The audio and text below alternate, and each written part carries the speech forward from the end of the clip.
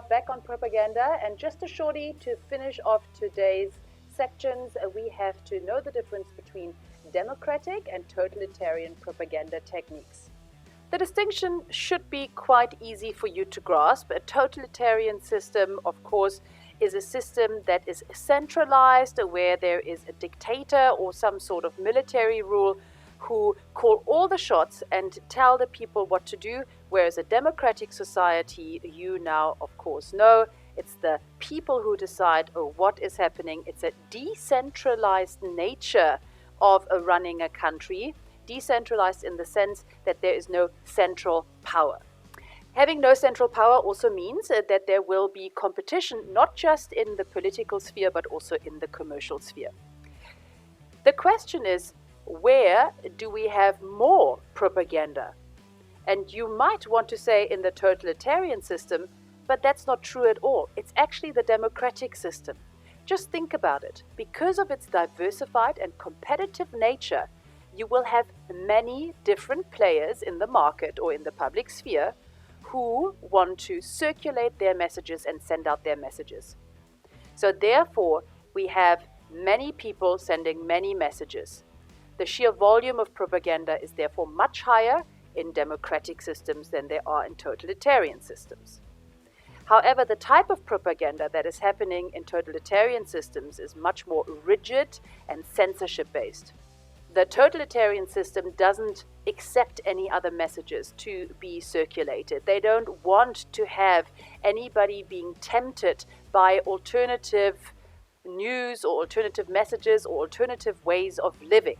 And therefore they want to control the media as much as they possibly can. So the totalitarian propaganda is where the state only distributes propaganda and mums any other attempt of propaganda, whereas a democratic propaganda system is where all political players and all commercial players can, of course, circulate their messages as they wish. In the democratic system, as I pointed out, we don't just have political propagandists and commercial propagandists. There are many other institutions who are willing and keen to actually send out these messages.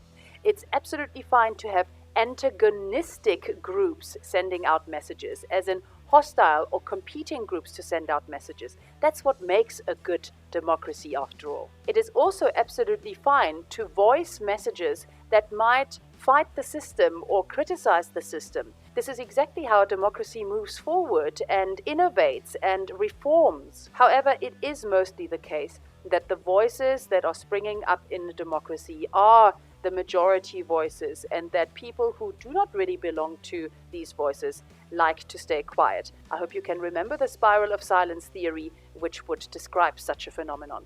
Just to give you a few examples of totalitarian states, we have Hitler, Mussolini, Chairman Mao, and of course the daddy of Kim Jong-un and Kim Jong-un himself. Totalitarian states make use of propaganda, and I've already described the kind of propaganda that they're using. But you please need to understand, and you need to relativize a little bit.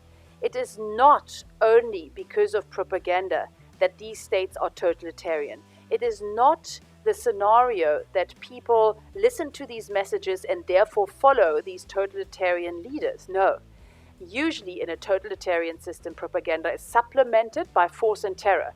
As in, if you are circulating any other message, you have to fear for your life.